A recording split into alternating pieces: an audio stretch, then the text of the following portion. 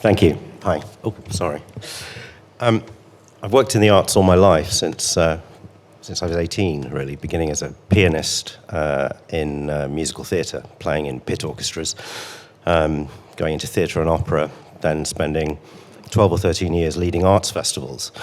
Now I work in silent film, a niche within a niche. Yes, my parents are so proud. But when I led a festival in Manchester called Queer Up North, and I led it for 4 or 5 years. And in 2008, 16 years ago, we were subject to a protest, a noisy but small protest of trans activists who wrote to me demanding that I cancel an American singer, an American lesbian singer, who they deemed transphobic. I wrote back and refused. The protest took place on the day.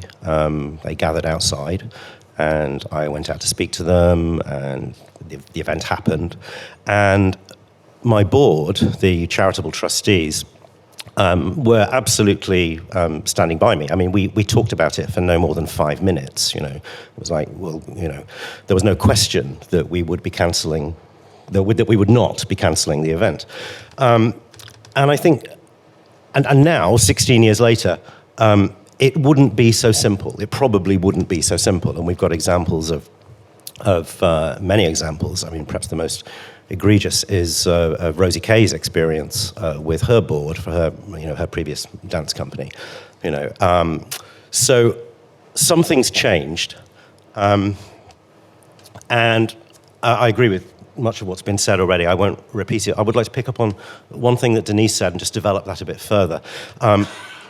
I don't think the problem isn't the artists who are protesting. It's not those who try to initiate boycotts. That's always happened, and it always will.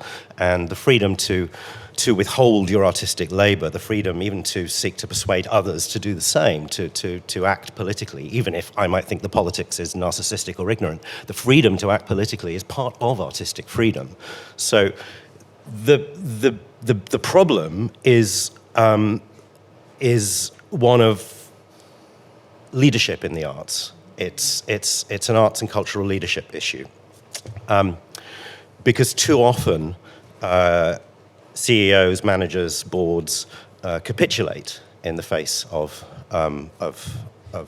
protest and boycott, and sometimes they do it almost preemptively because they're so concerned about brand damage,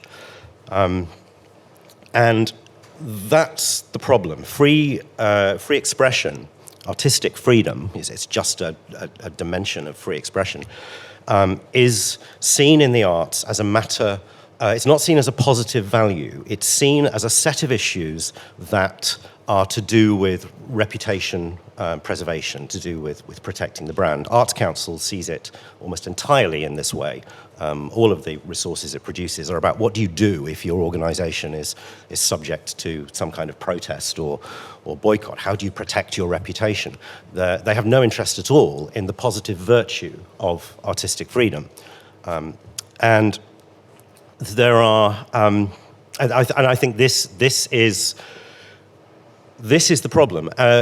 My personal view is that if you're leading an arts organisation, then artistic freedom as a principle should be part of understanding it and preserving it, protecting it, should be a core part of your job. And institutions dedicated to some kind of artistic production. When we talk about arts and artists, I'm talking about writers, musicians, actors, dancers, filmmakers, the widest possible conception. Artistic freedom should be seen by arts organisations and by leaders in the arts in the same way that academic freedom should be seen by academics and institutions of higher learning. It should just run through everything we do as a positive value. But we're a long, long way away from that. As well as Arts Council, another organisation that's failing in this respect is the CLAW Leadership Programme, which is 21 years old this year. And I must disclose, I'm a CLAW Fellow. I was a 2010 cohort. The CLAW Leadership Programme, co-founded by Vivian Duffield, an important philanthropist in the arts, was established to improve the quality of cultural leadership in the United Kingdom. And CLAW fellows are all over the arts now. They pretty much dominate in leadership positions across the arts. But CLAW has done nothing to address the issue of artistic freedom, which I think is a terrible shame. And as the idea that we should all be activists has spread through the arts, fostered by organisations like Arts Council and CLAW and many, many others, the space for artistic freedom continues to shrink. And my view is that if you lead an arts organisation, if you call yourself a cultural leader, then your job is to identify that space of artistic freedom, to protect it, to seek to expand it, to advocate for it. And I think if we're not doing that as arts and cultural leaders, then we're not doing our job.